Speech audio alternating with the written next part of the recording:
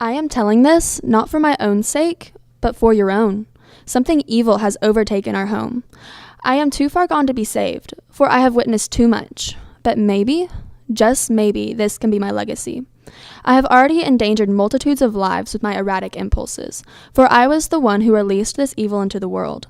This is my final chance to do something to make a positive difference. If my story can add time to one's lifespan, then I am glad I tried to survive the unbearable and endure the horrific.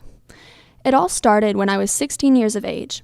My father got a new job in Nashville, Tennessee. His new job was to write ghost stories. He had lost his job in New York a year ago, so when he was offered this job, we were all willing to move. We had been on the brink of foreclosure with our other house. We moved to a quiet suburb right outside Music City called Hendersonville. With just one glimpse of the town, I could tell that this place was much different from the hustle and bustle I had been accustomed to in New York. Everyone in Hendersonville lives their own private life in their own private bubble. No one takes the time to know anyone else. Because of the vast amount of privacy allowed here, I fear there may be more horrors in this town than even I know. I remember the day I moved into the house vividly. One does not simply forget the day their entire life was corrupted. With one flick of the blinker on my father's Ford, my fate was sealed. Even then, as our car turned into our new driveway, I knew my life would be changed forever. The house was on Saunders Ferry Road, across from a swim club called Sea Star. The house's small exterior was a dull gray, and it matched the ominous stormy sky. The 3 stairs leading up to the front door were simple, small, and wooden. As I walked up them, I wondered who had previously owned the house. I asked my father, but he suspiciously answered that it did not matter. The front door itself was red. At the time, it reminded me of an apple, but now I know better. That was the fiery red door of hell. As we went inside, everything was pristine. The walls were freshly painted, the floors had carpet laid over them, and everything in the bathroom was redone. There was ugly lavender wallpaper and linoleum flooring in the bathroom. My family decided that we would change that later. Overall, everything besides the bathroom was perfect. However, there is no such thing as perfect. Perfection is only an attempt to cover up something flawed, or, in our case, demonic. A few weeks after moving into our house, strange things began to happen. Objects would be moved randomly throughout the day, lights would flicker in the evening, and every night something would turn my family's cross, which hangs at the end of the hall, upside down. Oh, how I wish we had not turned our cheek at these events. Maybe, had we realized what horrors we had just stumbled onto, then this could have been prevented. I have come to the conclusion that no one realizes they are in grave danger until it is too late. Humanity, which is the very thing that sets us apart from other animals, is also the thing that makes us the most vulnerable and easiest target to the creatures and dark spirits of the night. Humanity is like a meal to demons and other various monsters. Because they live without it, they also wish to take it away from others. Now I know that that is the demon's goal here. Now, strange instances like this continued occurring throughout the first year of us living in the house. My parents didn't start to hear the voices until the second year. The first time my mother heard the voices was exactly 2 years after we moved into the house. My mother only lived 6 months after her first hearing. In the time span of those 6 months, my mother began to slowly lose her sanity. Each month brought a change in her personality, each one worse than the last. First, she was paranoid, and that paranoia from the first month slowly escalated into full-blown insanity.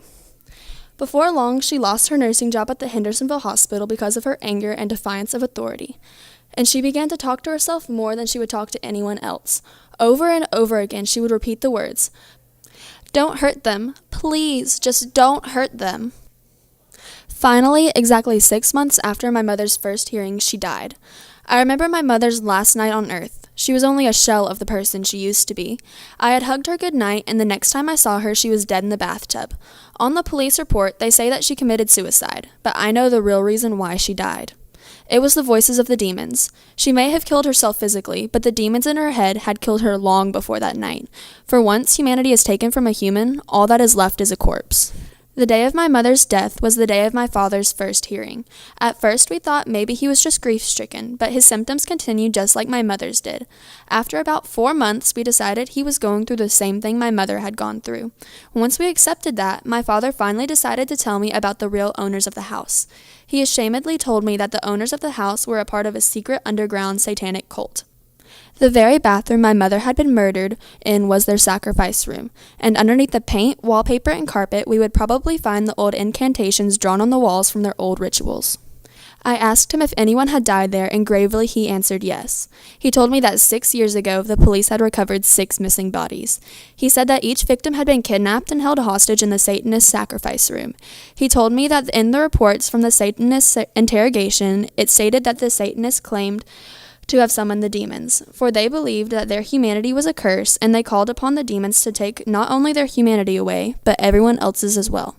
The demons, in exchange for taking away humanity, wanted sacrifices, so the Satanists locked the victim in the sacrifice room with them.